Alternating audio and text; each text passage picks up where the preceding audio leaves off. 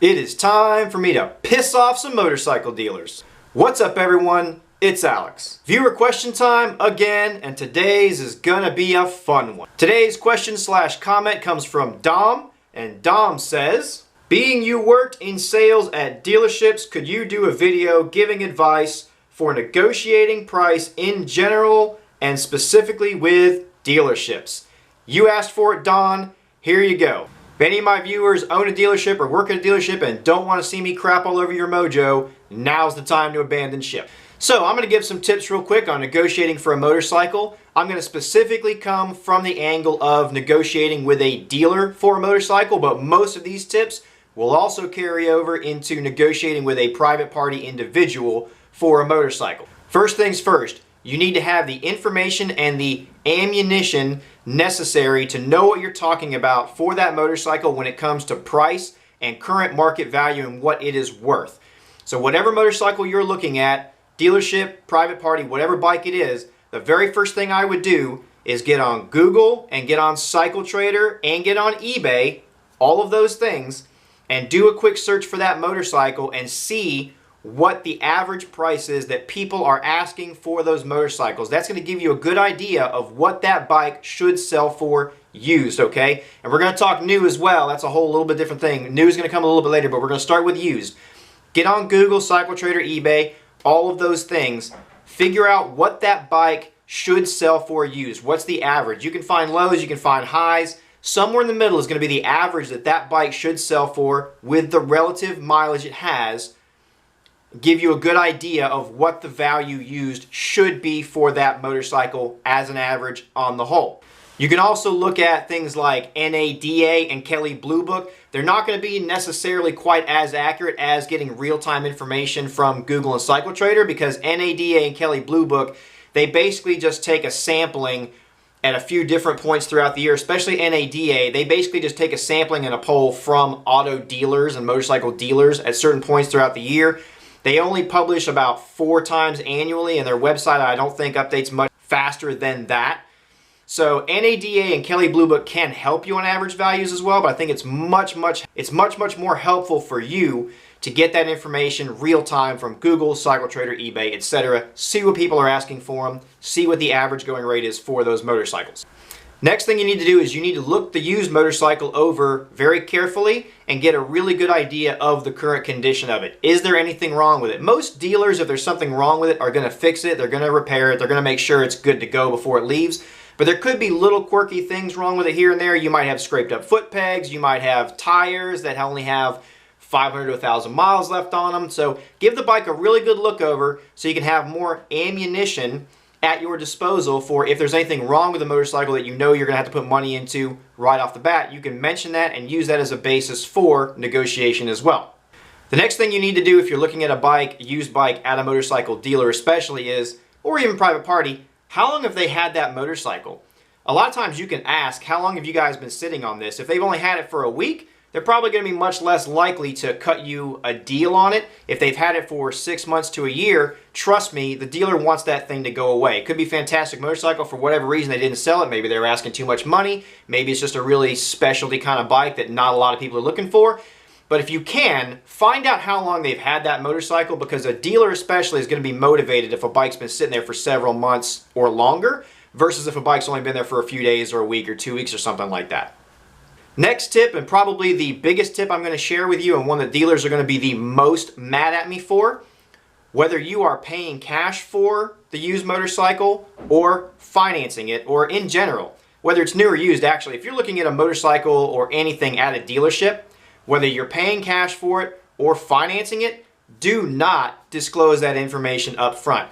If the dealer and the salesperson, etc., is very good at their job and knows up front that you need to finance or you're going to finance or you can't get that motorcycle without financing it, when they're working on stuff for you, they are probably going to lead you down that pathway. They are probably going to really focus on your monthly payment and your financing terms and not focus on the price of the motorcycle. They're not going to be as willing to help you out on the overall price of the motorcycle. If you're financing it, yes, your monthly payment and getting your monthly payment as low as possible where you can manage it is important, but the overall price of the motorcycle and the amount of interest that you're going to pay on financing in the end will cost you a lot more money. You know, say you're looking at an $8,000 motorcycle and you might have been able to get it for $7,000 cash. That extra $1,000 by the time you pay financing for a few years will cost you a lot more in interest, etc. So if you're looking at a motorcycle at a dealer, you're trying to negotiate, wait to tell them that you're financing it. Don't, if they try to badger you and lead you down the path of are you financing, are you paying cash, or whatever, just be like, you know what, I could go either way. Let's just work on the motorcycle first. Let's talk about how inexpensive I can get into this motorcycle first, and then we'll figure out that detail. And if they want to be an ass about it and they really want to keep pushing that and they don't want to work on the price of the motorcycle or the overall cost to own that motorcycle before you really hammer down that question, go to a different dealer. I know dealers are going to get really, really angry at me for this. I'm sorry, it's the truth.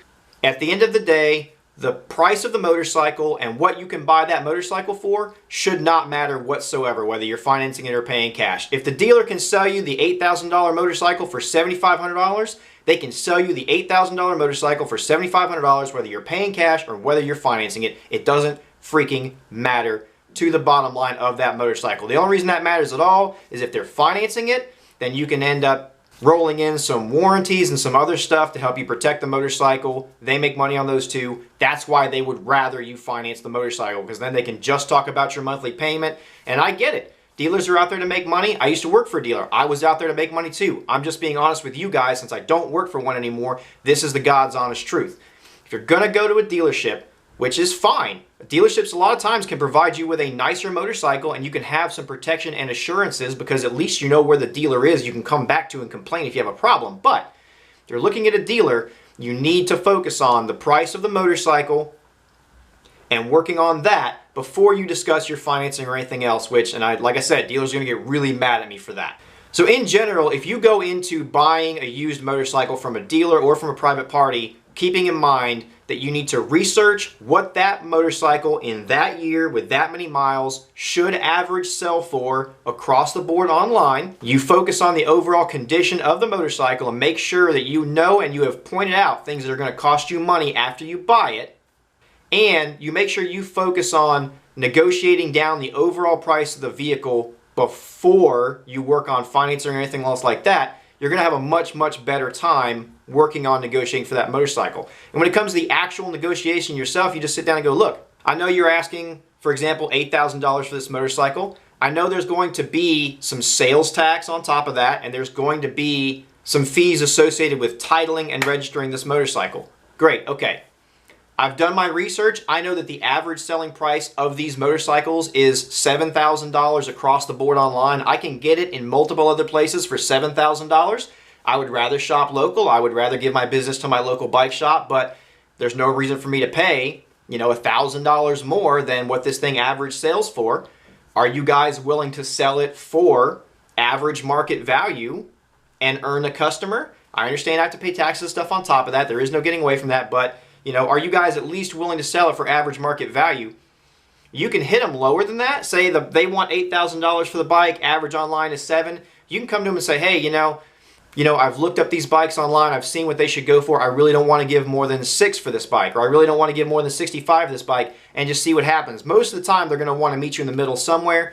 Regardless, dealers are usually going to ask a little more than they have to get for the bikes. If you happen to look up the price online, though, and the dealer is right in line with what it should be selling for, if that's the bike you want and they're right in line on pricing, they may not come down, and that may be fair to pay. I'm not saying you're always going to be able to buy bikes for less than what they should sell for. I'm just saying these tips can help you make sure you're not overpaying for your motorcycle.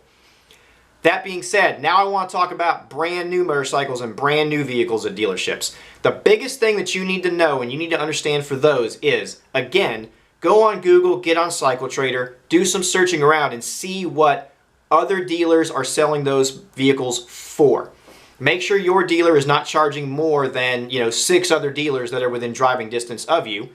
You can go on the manufacturer's website for that particular vehicle, and usually they will have any available rebates and incentives posted right on their website, right publicly. The manufacturer wants you to know about all those rebates and everything because they want you to go buy that motorcycle. The manufacturer doesn't care how much money the dealer's making on the bike. Let me just tell you that right now. The manufacturer, whether it be Kawasaki, Honda, Harley-Davidson, KTM, it doesn't matter. The manufacturer is interested in pushing as many of those as they possibly can. They don't care if the dealer makes $500 or 10 cents on that motorcycle.